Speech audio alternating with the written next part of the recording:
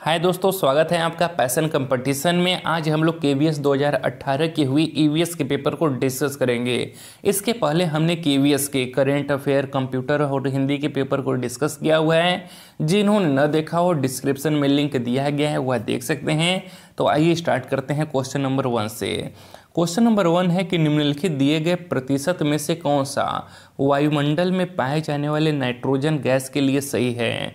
यानी कि वायुमंडल में नाइट्रोजन गैस का कितना प्रतिशत है, 70%, 72%, 78% या 82%। तो कितना है दोस्तों, वह है आपका 78%। आपका जो 2023 में केबीएस का पेपर होने वाला है, हो सकता है उसमें पूछ दिया जाए कि ऑक्सीजन की मात्रा कितनी है, या फिर CO2 की मात्रा कितनी है, या फिर आर्गन की मात्रा कितनी है। तो आइए जान लेते हैं। तो वायुमंडल में जो ऑक्सीजन है वह 21% है, जबकि CO2 की बात करें, कार्बन डाइऑक्साइड, तो वह है आपका 0.03%।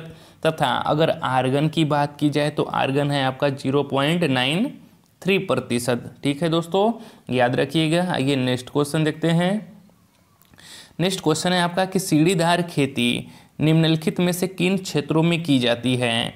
पहाड़ी ढलानों पर, समतल मैदानी भागों में, हिमा नदियाँ पर्वत शिखर पर। यहाँ पर हिमा नदियाँ नहीं बल्कि हिमनदीय पर्वत शिखर होगा। और डी है तटवर्ती भूमि पर। तो कहाँ की जाती है, वह की जाती है आपकी पहाड़ी ढलान पर। अगर सीढ़ीदार खेती की बात की जाए तो यह खेती करने की एक सामान्य विधि है जो वर्षों से चली आ रही है, और इस विधि द्वारा ढाल की लंबाई को तोड़कर या छोटा करके एवं ढाल की तीव्रता को कम करके मृदा एवं मृदा नमी का संरक्षण किया जाता है। पहाड़ी क्षेत्रों में सामान्यतः 33% ढाल तक के क्षेत्रों को सीढ़ीदार खेतों में बदला जा सकता है। ठीक है दोस्तों, आइए नेक्स्ट क्वेश्चन देखते हैं। नेक्स्ट क्वेश्चन है आपका कि भारत की जनगणना के अनुसार 2001 से 2011 के बीच निम्नलिखित प्रतिशत में से कौन सा 10 की जनसंख्या वृद्धि दर दर्शाता है। ए है 16.64%, बी 17.64%, या सी 18.25%, या डी 19.34%। तो इसका सही जवाब है आपका ऑप्शन नंबर बी 17.64%। आइए दोस्तों नेक्स्ट प्रश्न देखते हैं। उष्णकटिबंध निम्नलिखित में से किन अक्षांशों के बीच में होता है।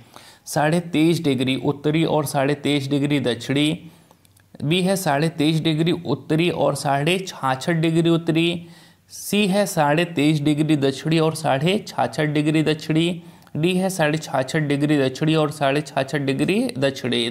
तो इसका सही जवाब है आपका ऑप्शन नंबर ए कि 23.5 डिग्री उत्तरी और 23.5 डिग्री दक्षिणी। आइए देख लेते हैं। अगर यहाँ पर हम एक पृथ्वी का ग्लोब बनाएं तो यहाँ पर जो इसे बीचों बीच से काटती है, इसे भूमध्य रेखा कहते हैं दोस्तों।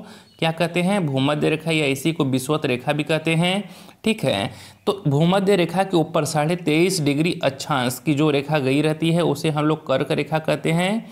कि क्या कहते हैं, कर्क रेखा। यह कहाँ होता है, भूमध्य रेखा से नॉर्थ में। और जब भूमध्य रेखा से 23.5 डिग्री साउथ में आते हैं, दक्षिण में आते हैं, तो इस रेखा को हम लोग मकर रेखा कहते हैं। ठीक है, क्या कहते हैं, मकर रेखा।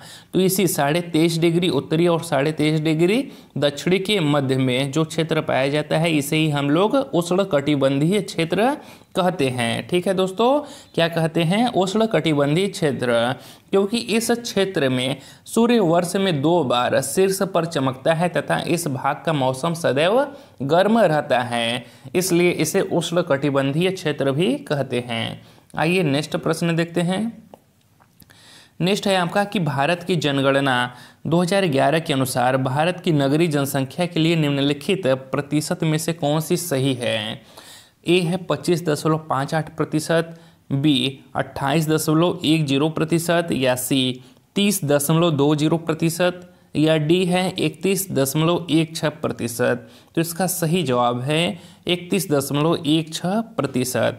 भारत की जनगणना 2011 के अनुसार जो भारत की नगरीय जनसंख्या है वह कितना है, 31.16%।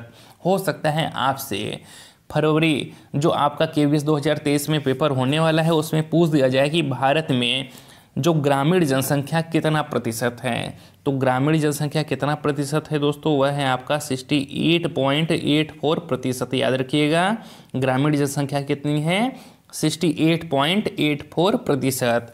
अगर यहीं पर पूछा जाए कि भारत में सर्वाधिक नगरीय जनसंख्या प्रतिशत वाला राज्य कौन सा है, तो वह है आपका गोवा। और वहाँ पर कितना नगरीय जनसंख्या निवास करता है? तो वह करता है 62.2%। कितना? 62.2%। और यहीं पर अगर पूछ दिया जाए कि सबसे न्यूनतम नगरीय जनसंख्या प्रतिशत वाला राज्य कौन सा है, तो वह है आपका हिमाचल प्रदेश। कौन सा है? हिमाचल प्रदेश। और यहाँ पर कितना नगरीय जनसंख्या निवास करता है? तो यहाँ पर केवल 11% नगरीय जनसंख्या निवास करती है। ठीक है दोस्तों, आइए नेक्स्ट क्वेश्चन देखते हैं। नेक्स्ट क्वेश्चन है कि निम्नलिखित में से कौन सा कथन सही है? ए है, राजतंत्र में राजा के निर्णय पर प्रजा प्रश्न नहीं कर सकती। बी है, राजतंत्र में राजा के निर्णय पर प्रजा प्रश्न कर सकती है। सी है, लोकतंत्र में राजा के पास शासन करने के लिए पूर्ण शक्ति होती है। डी है, लोकतंत्र में प्रतिनिधियों के चुनाव की प्रक्रिया में प्रजा भाग नहीं लेती है।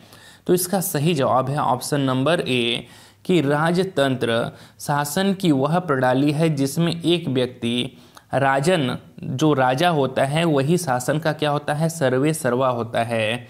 और राजा जनता द्वारा चुना हुआ नहीं होता बल्कि वंशानुगत होता है। अर्थात राजा के पिता कभी राजा हुआ करते थे, फिर उसके दादा कभी राजा हुआ करते थे। इस हिसाब से वंश के परंपरा के अनुसार से वह राजा बना हुआ है, न कि जनता द्वारा चुना गया है।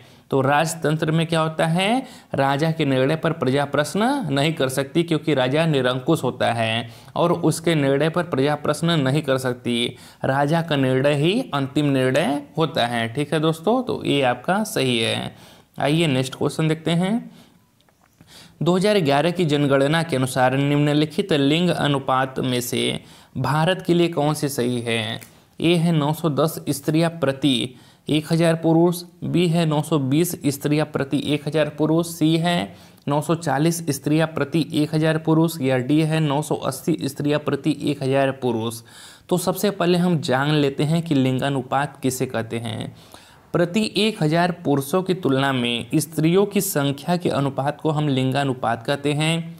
और वर्ष 2011 की जनगणना के अनुसार जो भारत का लिंगानुपात था वह 943 था। कितना? 943 था। और जनसंख्या घनत्व की अगर बात की जाए तो वह कितना था? वह आपका 382 था। ठीक है, इस चारों विकल्प में ही 943 नहीं दिया गया है और 943 के जो लगभग में है वह है 940। इसलिए इसका जो सही आंसर है वह 940 स्त्रियां प्रति 1000 पुरुष होगा। ठीक है दोस्तों, किंतु अगर एग्जैक्ट की बात करें तो वह कितना है? वह है आपका 943। याद रखिएगा। आइए नेक्स्ट क्वेश्चन देखते हैं कि ग्राम सभा के चुनाव का, ग्राम सभा के सचिव का चुनाव या नियुक्ति किसके द्वारा होती है? किसके द्वारा होता है? ग्राम सभा के सदस्यों द्वारा, ग्राम वार्ड के सदस्यों द्वारा, ग्राम पंचायत के सदस्यों द्वारा या सरकार द्वारा नियुक्ति होती है। तो किसके द्वारा होता है? सरकार के द्वारा।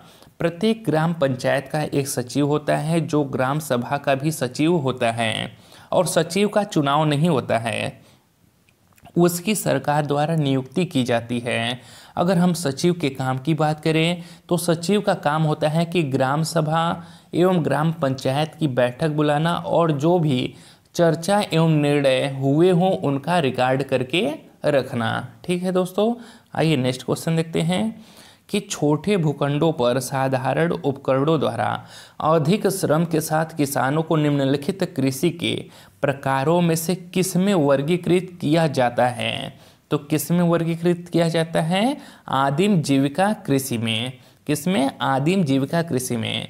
आदिम जीविका कृषि भूमि के छोटे टुकड़ों पर आदिम कृषि औजारों जैसे लकड़ी के हल, डाव और खुदाई करने वाली छड़ी तथा परिवार अथवा समुदाय श्रम की मदद से की जाती है। और इस प्रकार की कृषि प्रायः मानसून मृदा की प्राकृतिक उर्वरता और फसल उगाने के लिए अन्य पर्यावरणीय परिस्थितियों की उपयुक्तता पर डिपेंड करती है। ठीक है दोस्तों, आइए नेक्स्ट प्रश्न देखते हैं। नेक्स्ट प्रश्न है आपका कि 2011 जनगणना के अनुसार निम्नलिखित अंकों में से भारत की जनसंख्या घनत्व को कौन दर्शाता है। ए है 328 व्यक्ति प्रति वर्ग किमी, बी है 375 व्यक्ति प्रति वर्ग किमी, सी है 382 व्यक्ति प्रति वर्ग किमी या डी है 430 व्यक्ति प्रति वर्ग किमी। तो इसका सही जवाब है ऑप्शन नंबर ए 328। सॉरी दोस्तों, इसका सही जवाब है ऑप्शन नंबर सी 382 व्यक्ति प्रति वर्ग किमी।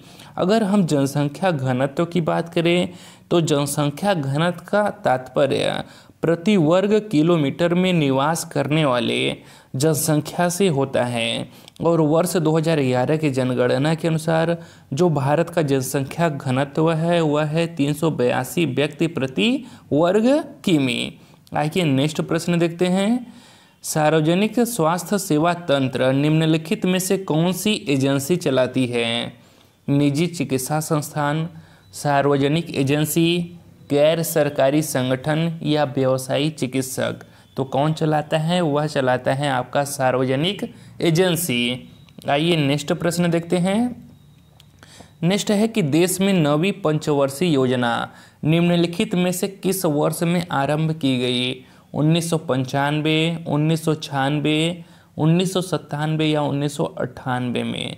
तो कब आरंभ की गई थी? 1997 में। 9वीं पंचवर्षीय योजना वर्ष 1997 में आरंभ की गई और इस योजना में सर्वोच्च प्राथमिकता न्यायपूर्ण वितरण एवं समानता के साथ विकास को दी गई थी। आइए दोस्तों अगला प्रश्न देखते हैं। निम्नलिखित प्रकरणों में से हर्स्ट और ग्रेबेन किसके द्वारा बनाए जाते हैं। वलन, भ्रंशन, ज्वालामुखी क्रिया या हिमानीकरण। तो किसके द्वारा बनाए जाते हैं? वह बनता है आपके भ्रंशन के द्वारा। यहाँ पर बिंदु रहेगा। तो किसके द्वारा बनता है? भ्रंशन के द्वारा। अब हम थोड़ा भ्रंशन पे बात कर लेते हैं कि भ्रंशन कहते किसे हैं, क्या होता है आपका हर्स्ट और ग्रेबेन। तो भूपटल की भौगोलिक प्लेटों पर अधिक दबाव पड़ने से वे अपने स्थान से विस्थापित हो जाते हैं और एक ओर की शिलाएं दूसरी ओर की शिलाओं की अपेक्षा नीचे या ऊपर चली जाती हैं। इसे ही भ्रंशन कहते हैं। और विस्थापित होने से ऊपर उठे हुए खंड को हर्स्ट और नीचे धंसे हुए खंड को हम ग्रेबन कहते हैं। ठीक है दोस्तों, तो इसका सही जवाब हो जाएगा भ्रंशन। आइए नेक्स्ट क्वेश्चन देखते हैं कि निम्नलिखित में से किसे भारत की मानक देशांतर के रूप में माना जाता है। 80 डिग्री पूर्व, 82.5 डिग्री पूर्व, 85 डिग्री पूर्व या 87.5 डिग्री पूर्व। तो किसे माना जाता है? वह माना जाता है आपके 82.5 डिग्री पूर्व को। इसी को हम ऐसे लिखते हैं। ठीक है, तो किसे माना जाता है? 82.5 डिग्री पूर्व को। यह भारत का मानक समय इलाहाबाद के नैनी से गुजरने वाली 82.5 डिग्री पूर्वी देशांतर रेखा को माना गया है, जो ग्रीनविच समय से 5.5 घंटा आगे है। ग्रीनविच समय से कितना आगे है? 5.5 घंटा आगे है।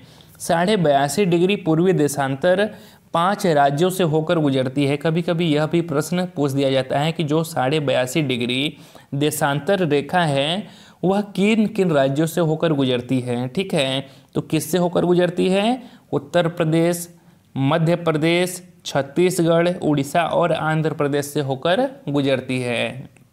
ठीक है दोस्तों, किससे किससे होकर गुजरती है? उत्तर प्रदेश, मध्य प्रदेश, छत्तीसगढ़, उड़ीसा और आंध्र प्रदेश से होकर गुजरती है। आइए अगला प्रश्न देखते हैं। नेक्स्ट है कि अगर 1 डिग्री के अंतराल पर अक्षांश रेखाओं को खींचा या चिन्हित किया जाए तो उत्तरी गोलार्ध में उनकी कुल संख्या कितनी होगी। 89, 90, 91 या 180। तो कितना होगा? वह होगा आपका 89। ठीक है दोस्तों, यदि अक्षांश समांतरों को 1 डिग्री के अंतराल पर खींचते हैं तो उत्तरी एवं दक्षिणी दोनों गोलार्धों में 89 अक्षांश समांतर होंगे। ठीक है, कितना? 89। आइए नेक्स्ट क्वेश्चन देखते हैं कि समुदाय की भूमि को क्या कहते हैं। ए सार्वजनिक संपत्ति संसाधन, बी निजी संपत्ति संसाधन, सी सरकारी संपत्ति संसाधन या डी गैर सरकारी संस्थान संसाधन। तो क्या कहते हैं, उसे कहते हैं हम सार्वजनिक संपत्ति संसाधन। तो समुदाय की भूमि को सार्वजनिक संपत्ति संसाधन कहते हैं। ये संसाधन समुदाय के सभी सदस्यों को उपलब्ध होते हैं, ठीक है। जैसे गांव की चारण भूमि, श्मशान भूमि, तालाब इत्यादि और नगरीय क्षेत्रों के सार्वजनिक पार्क, पिकनिक स्थल और खेल के मैदान वहाँ रहने वाले सभी लोगों के लिए उपलब्ध हैं। आइए नेक्स्ट क्वेश्चन देखते हैं। नेक्स्ट है आपका कि भारतीय संविधान के पिता के रूप में निम्नलिखित में से किसे माना जाता है। तो किसे माना जाता है, भीमराव अंबेडकर जी को माना जाता है। भीमराव अंबेडकर जी को भारतीय संविधान का पिता एवं जनक भी कहा जाता है। और यहीं से एक प्रश्न और भी बनता है भीमराव अंबेडकर जी से कि प्रारूप समिति के अध्यक्ष कौन थे। तो वह थे आपके भीमराव अंबेडकर। और प्रारूप समिति में कुल कितने सदस्य थे। तो टोटल 7 सदस्य थे आपके प्रारूप समिति में। आइए दोस्तों नेक्स्ट क्वेश्चन देखते हैं। नेक्स्ट क्वेश्चन है कि दिल्ली और कन्याकुमारी के बीच नई रेलगाड़ी आरंभ करने के लिए निम्नलिखित सरकारी संस्थानों में से किसके पास अधिकार होता है। स्थानीय सरकार, केंद्र सरकार, राज्य सरकार या गैर सरकारी संगठन। तो किसके पास अधिकार होता है, केंद्र सरकार के पास होता है। भारतीय संविधान की 7वीं अनुसूची में 3 सूचियां संघ सूची, राज्य सूची और समवर्ती सूची हैं। संघ सूची पर कानून बनाने का अधिकार केवल केंद्र सरकार के पास है। रेल संघ सूची का ही विषय है, इसलिए दिल्ली और कन्याकुमारी के बीच जो नई रेलगाड़ी आरंभ करने के लिए अधिकार किसके पास होगा, तो वह केंद्र सरकार के पास होगा। आइए नेक्स्ट क्वेश्चन देखते हैं। पृथ्वी तथा इसके वायुमंडल में जल का स्थानांतरण किस निम्नलिखित तत्वों के समूह को सम्मिलित करता है। तो किसको यह सम्मिलित करता है, वाष्पीकरण, संघनन, वर्षण और जलवाह को सम्मिलित करता है। आइए दोस्तों नेक्स्ट प्रश्न देखते हैं और इस वीडियो का लास्ट प्रश्न है। अगर वीडियो अच्छा लगा हो तो वीडियो को लाइक और चैनल को सब्सक्राइब करना न भूलिएगा। जब 20 डिग्री पूर्वी देशांतर पर स्थानीय समय सुबह के 10 बजे हैं तब 80 डिग्री पूर्वी देशांतर का स्थानीय समय क्या होगा। तो इसके हल करने के लिए पहले हमें थोड़ा जानकारी होना चाहिए कि प्रत्येक देशांतर पर 4 मिनट का अंतर पाया जाता है। 20 डिग्री पूर्वी देशांतर और 80 डिग्री पूर्वी देशांतर के मध्य 60 डिग्री का अंतर है, ठीक है। यानी कि 20 डिग्री और 80 डिग्री पूर्वी देशांतर के मध्य अगर माइनस करेंगे तो कितना आएगा, 60 डिग्री का अंतर है, ठीक है। और प्रत्येक देशांतर पर 4 मिनट का अंतर होता है। 1 डिग्री पर कितना के इक्वल होता है, 4 मिनट के इक्वल होता है, ठीक है दोस्तों। तो यहाँ पर आपका 60 डिग्री कितने के इक्वल हो जाएगा, 60 गुणे 4 कर देंगे यानी कि 240 मिनट हो जाएगा आपका, ठीक है। कितना, 240 मिनट। और 240 मिनट कितना घंटा के बराबर होगा, तो 1 घंटा में 60 मिनट होता है। तो 240 में जब हम 60 से डिवाइड करवाएंगे, जब 240 में 60 से डिवाइड करवाएंगे तो कितना आ जाएगा आपका, 4 घंटा आ जाएगा, ठीक है। यानी कि जो 80 डिग्री पूर्वी देशांतर का स्थानीय समय कितना होगा, वह 4 घंटे आगे होगा। कितना, 4 घंटा आगे होगा। तो 10 से 4 घंटा आगे चलेंगे तो कितना आ जाएगा, 11, 12, 1, 2 यानी कि 2 PM। इसका सही जवाब क्या हो जाएगा, 2 PM। अगर वीडियो अच्छा लगा हो तो वीडियो को लाइक और चैनल को सब्सक्राइब करिएगा दोस्तों।